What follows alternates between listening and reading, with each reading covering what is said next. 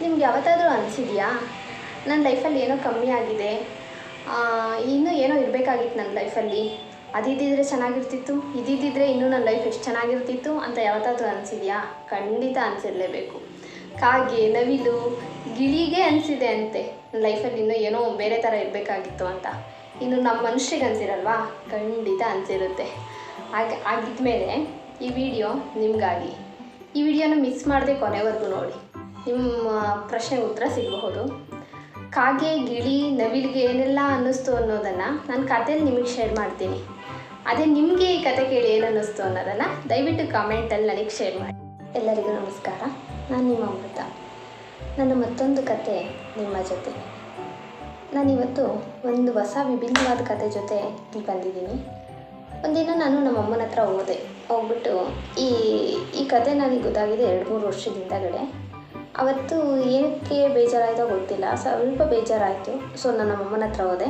ಅಮ್ಮನ ಹತ್ರ ಹೋಗ್ಬಿಟ್ಟು, ಅಮ್ಮ, ದೇವ್ರು ಯಾಕೋ ನಮಗೆ ಒಳ್ಳೆ ಪರ್ಫೆಕ್ಟಾಗಿರೋ ಜೀವನನೇ ಕೊಟ್ಟಿಲ್ಲ ಅಲ್ವಾ ಅಂತ ಕೇಳಿದೆ. ನಮ್ಮಮ್ಮ ಏನಾಯಿತು ಅಂತ ಕೇಳಿದ್ರು. ನಾನು ಅವಾಗ ಹೇಳಿದೆ ನಮ್ಮಮ್ಮಗೆ, ಅಮ್ಮ, ನನ್ನ ಫ್ರೆಂಡ್ಸ್ ಎಲ್ಲ ಎಷ್ಟು ಚೆನ್ನಾಗಿದ್ದಾರೆ ಗೊತ್ತಾ, ನನಗೇನೋ ಕಮ್ಮಿ ಅನ್ನೋ ಥರ ಫೀಲ್ ಆಗುತ್ತೆ ಅವ್ರ ಮುಂದೆಲ್ಲ ಅಂತ ಹೇಳಿದೆ. ನಮ್ಮಮ್ಮ ಎದ್ಬಿಟ್ಟು, ಹೌದಾ, ನಿಂಗೆ ಹಂಗೆ ಅನ್ನಿಸ್ತಿದ್ಯಾ? ಆದರೆ ಅದು ತಪ್ಪು, ನಮಗೂ ಭಗವಂತ ಬೇಕಾದಷ್ಟು ಕೊಟ್ಟಿದ್ದಾನೆ, ಇರೋದ್ರಲ್ಲೇ ಸಂತೋಷ ಪಡೋದನ್ನು ಕಲಿ ಅಂತ ಅಂದರು. ನನಗೆ ಕೋಪ ಬಂತು.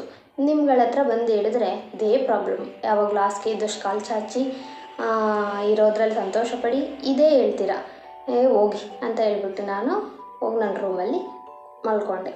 ನಮ್ಮಮ್ಮ ಅಲ್ಲಿಗೆ ಬಂದು ಸರಿ ಆಯಿತು, ನಿಂಗೆ ಬೇಜಾರಾಗಿದೆ ಅಂತ ನಂಗೆ ಅರ್ಥ ಆಯಿತು, ಸರಿ ಆಯಿತು, ನಿನಗೊಂದು ಕತೆ ಕೇಳ್ತೀನಿ, ಕತೆ ಕೇಳು, ಅದಾದಮೇಲೆ ನಿನಗೇನು ಅನಿಸುತ್ತೆ ಅಂತ ಹೇಳು, ನಿನಗೆ ಸ್ವಲ್ಪ ಬೇಜಾರು ಕಮ್ಮಿ ಆಗ್ಬೋದು ಕತೆ ಕೇಳಿದ್ಮೇಲೆ ಅಂತ ಹೇಳಿದ್ರು.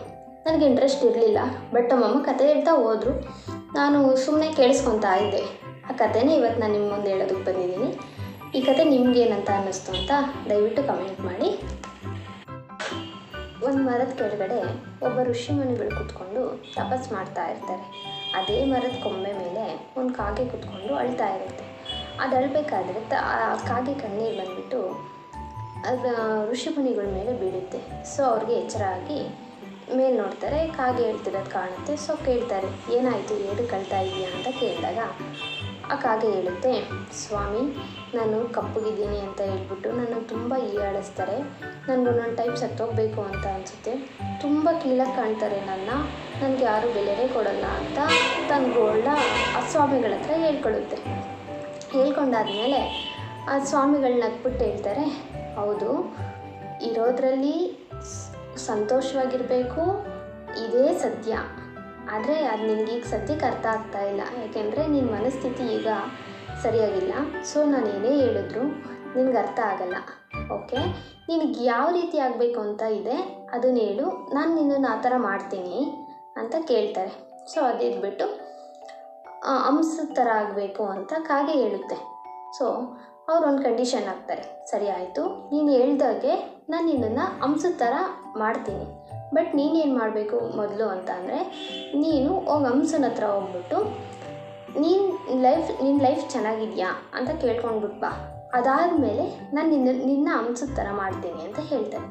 ಸೊ ಅದೇ ರೀತಿ ಆಗಲಿ ಅಂತ ಹೇಳ್ಬಿಟ್ಟು ಕಾಗೆ ಹೋಗುತ್ತೆ. ಹಂಸನ ಹತ್ರ ಹೋಗ್ಬಿಟ್ಟು ಕಾಗೆ ಕೇಳುತ್ತೆ, ನಿನ್ನ ಲೈಫ್ ಚೆನ್ನಾಗಿದೆಯಾ ಅಂತ ಕೇಳುತ್ತೆ.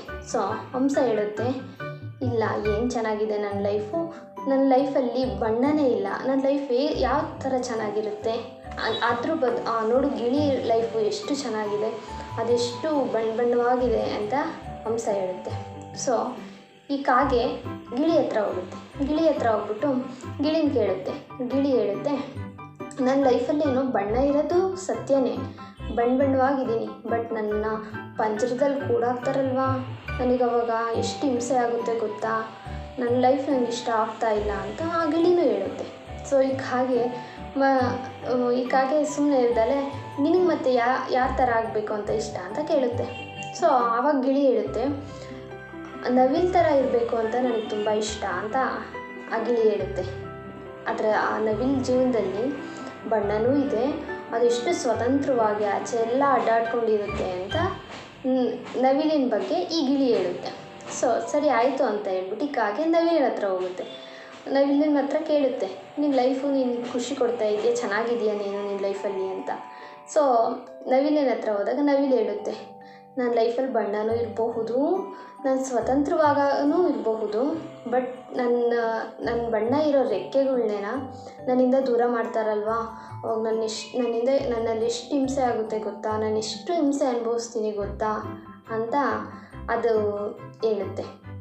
ನನ್ನಿಂದ ದೂರ ಆಗಬೇಕಾದ್ರೆ ನವಿಲ್ಗರಿ, ಅದು ನಮಗೂ ಗೊತ್ತಲ್ವ, ನವಿಲಿಂದ ನವಿಲ್ಗರಿ ಉದುರಬೇಕಾದ್ರೆ ತುಂಬ ಪೇಯ್ನ್ ಆಗುತ್ತೆ ಅಂತ ನಾನು ಕೇಳಿದ್ದೀನಿ. ಸೊ ಅದು ಹೇಳ್ತು. ಇದೇ ಥರ ಹೇಳಿದ್ದಾದಮೇಲೆ ಆ ನವಿಲು ಬೇರೆ ಜೀವಿ ಬಗ್ಗೆ ಹೇಳಕ್ಕೆ ಹೋಗುತ್ತೆ. ಆದರೆ ಈ ಕಾಗೆ ಕೇಳಲ್ಲ, ಸಾಕು ಮಾಡಿಲ್ಲಿಗೆ, ನನಗಿನ್ನೇನು ಮುಂದಕ್ಕೆ ಹೇಳ್ಬೇಡ ಅಂತ ಹೇಳ್ಬಿಟ್ಟು ರಿಟರ್ನ್ ಬರುತ್ತೆ. ಸೊ ಬಂದು ಋಷಿಗಳ ಹತ್ರ ಹೇಳುತ್ತೆ, ನನಗೆ ಯಾವುದೂ ಏನು ಚೇಂಜ್ ಮಾಡಬೇಡಿ, ನನ್ನ ಅಂತರನೇ ಇರ್ತೀನಿ ಅಂತ ಹೇಳಿ ಅದು ಅಲ್ಲಿಗೆ ಸುಮ್ಮನಾಗುತ್ತೆ. ಇದಾದಮೇಲೆ ನಮ್ಮಮ್ಮ ಇಷ್ಟು ಹೇಳಿ ಕತೆ ಮುಗಿಸಿದ್ರು. ಇದೇ ನಮ್ಮಮ್ಮ ನನಗೆ ಹೇಳಿದ ಕತೆ ಅವತ್ತು. ನನಗೆ ಆವಾಗ ಸ್ವಲ್ಪ ಫ್ಲ್ಯಾಶ್ ಆಯಿತು, ನಮ್ಮಮ್ಮ ನನಗೇನೋ ಹೇಳೋದಕ್ಕೆ ಬರ್ತಾವ್ರೆ ಅಂತ ಫ್ಲ್ಯಾಶ್ ಆಯಿತು. ಸೊ ನಾನು ಸುಮ್ಮನೆ ಕೇಳಿಸ್ಕೊತಾ ಇದ್ದೆ. ನಮ್ಮಮ್ಮ ಹೇಳಿದ್ರು, ಇದೇ ಥರನೇ ಎಲ್ಲರೂ ಲೈಫು ನೋಡೋದಕ್ಕೆ ಅವ್ರ ಲೈಫಲ್ಲಿ ಏನೋ ಇದೆ, ನನ್ನ ಲೈಫಲ್ಲಿ ಏನೂ ಇಲ್ಲ ಅಂತ ಅನ್ನಿಸ್ತಿರುತ್ತೆ. ಬಟ್ ಅವ್ರವ್ರ ಲೈಫಲ್ಲಿ ಅವ್ರದ್ದೇ ಆದ ಪ್ರಾಬ್ಲಮ್ ಇರುತ್ತೆ, ಅದಕ್ಕೆ ಬಗ್ಗೆ ನಮಗೆ ಗೊತ್ತಾಗ್ತಾ ಇರಲ್ಲ ಅಷ್ಟೇ. ಸೊ ನಿನ್ನ ಲೈಫಲ್ಲೂ ನಿನಗೂ ಎಲ್ಲನೂ ಕೊಟ್ಟಿದ್ದಾನೆ ಭಗವಂತ ಅಂತ ನಮ್ಮಮ್ಮ ಹೇಳಿದ್ರು.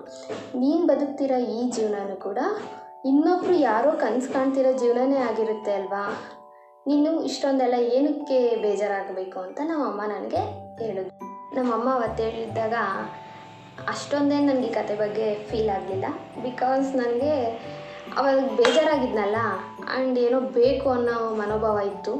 ಇವತ್ತು ಯೋಚನೆ ಮಾಡಿದ್ರೆ ನಂಗೆ ಅನ್ಸುತ್ತೆ ಏನೋ ಬೇಕು ಅಂತ ಇತ್ತು ಅವತ್ತು ನನಗೆ. ಸೊ ಏನೋ ಹೇಳ್ತಾ ಇದ್ದಾರೆ ನಾನು ಸಮಾಧಾನ ಪಡಿಸೋದಕ್ಕೆ ಅಂತ ಹೇಳಿ ನಾನು ಏನೋ ಅಷ್ಟೊಂದು ಈ ಕತೆ ಕಡೆ ಗಮನ ಕೊಡಲಿಲ್ಲ. ಹೇಳಿದ್ರು ಅವ್ರ ಪಾಡಿಗೆ ಅವ್ರು ಹೋದ್ರು, ನಾನು ಸುಮ್ಮನಾದೆ. ಬಟ್ ಇವಾಗ ನನಗನ್ಸುತ್ತೆ ಈ ಕತೆ ಎಷ್ಟು ನಿಜ ಅಲ್ವಾ ಅಂತ ಅನಿಸುತ್ತೆ. ಅದಕ್ಕೋಸ್ಕರನೇನೋ ಇವತ್ತು ನಾನು ನಿಮ್ಮ ಹತ್ರ ಇದನ್ನು ಶೇರ್ ಮಾಡೋದಕ್ಕೆ ಬಂದಿದ್ದು. ಸೊ ಇವಾಗ ತುಂಬ ಮುಖ್ಯ ಅಂತ ನನಗನ್ಸಿಲ್ವಾ, ನಾನು ಈ ಥರ ಬದುಕ್ತಾ ಇದ್ದೀನಿ ಅಂದರೆ ಯಾರೋ ನನಗಿಂತ ತುಂಬ ಕೆಳಗಿರೋರು ಈ ಥರ ಜೀವನ ಬೇಕು ಅಂತ ಖಂಡಿತ ಬಯಸ್ತಿರ್ತಾರೆ ಅಲ್ವಾ ಅಂತ ಅನ್ನಿಸ್ತು. ಈಗ ನನ್ನ ಲೈಫಲ್ಲಿ ನಾನು ಏನೂ ಇಲ್ಲ ಇಲ್ಲ ನನ್ನ ಹತ್ರ ಇದು ಬೇಕು ಅಂದಾಗೆಲ್ಲ ನೆನೆಸ್ಕೊತೀನಿ. ಹೌದು, ನನಗೆ ಬೇಕಾಗಿರೋದು ಖಂಡಿತ ಸಿಗುತ್ತೆ, ಹಾಗಂತ ನಾನು ಇವಾಗ ಅದಕ್ಕೋಸ್ಕರ ದುಃಖ ಪಡಬಾರ್ದಲ್ವಾ, ಅದು ಬೇಕು ಅನ್ನೋದರಲ್ಲಿ ಈಗಿರೋ ಕ್ಷಣಗಳನ್ನ ಕಳ್ಕೊಬಾರ್ದಲ್ವಾ. ನಾನು ಏನೇ ಪಡ್ಕೊಳ್ಳೋದಾದರೂ ನಾನು ಖುಷಿಯಿಂದನೇ ಪಡ್ಕೊಳ್ಬೇಕು, ಖುಷಿಯಾಗಿದ್ದೇ ಪಡ್ಕೋಬೇಕು ಅನ್ನೋದು ನಂಗೆ ಅರ್ಥ ಆಗುತ್ತೆ. ಹೌದು, ಎಲ್ಲರ ಲೈಫಲ್ಲೂ ಅವ್ರವ್ರದ್ದೇ ಆದ ಪ್ರಾಬ್ಲಮ್ಸ್ ಖಂಡಿತವಾಗ್ಲೂ ಇರುತ್ತೆ. ನಮಗೆ ನೋಡೋದಕ್ಕೆ ಕಂಡಷ್ಟು ಅವ್ರ ಲೈಫಲ್ಲಿ ಅದೇ ಥರ ಇರಲ್ಲ. ಹಾಗಂತ ನಾವು ಅಷ್ಟೇ ನಮ್ಮ ಹತ್ರ ಏನೂ ಇಲ್ಲ ಅಂತ ಅಂದರೆ ನಾವು ಸಂತೋಷವಾಗಿ ಇಲ್ಲ ಅಂತಲೂ ಅರ್ಥ ಅಲ್ವಾ ಅಂತ ಎಷ್ಟೋ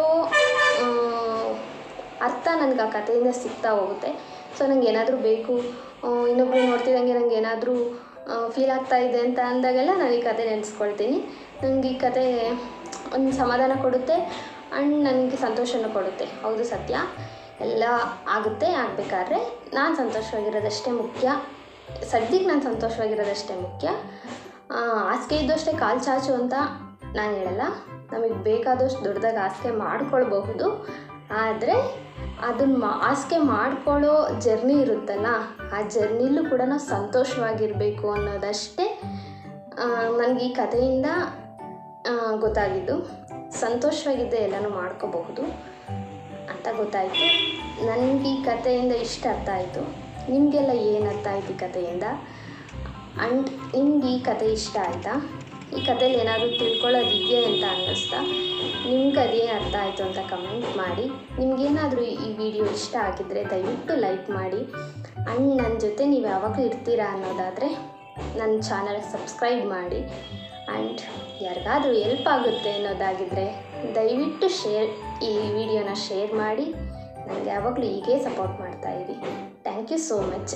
ನಿಮಗೇನಾದರೂ ಇನ್ನೂ ಈ ಕತೆ ಬಗ್ಗೆ ನಾನು ತಿಳ್ಕೊಂಡಿರೋದು ಏನಾದರೂ ಬೇಕು ಅಂತ ಅಂದರೆ ನನ್ನ ಡಿಸ್ಕ್ರಿಪ್ಷನ್ನ ಚೆಕ್ ಮಾಡಿ. ಅದರಲ್ಲಿ ನಾನು ಬರ್ದಾಕಿದ್ದೀನಿ ನನಗಿನ್ನ ಏನು ಅರ್ಥ ಆಯ್ತು ಈ ಕಥೆಯಿಂದ ಅಂತ. Okay, thank you so much.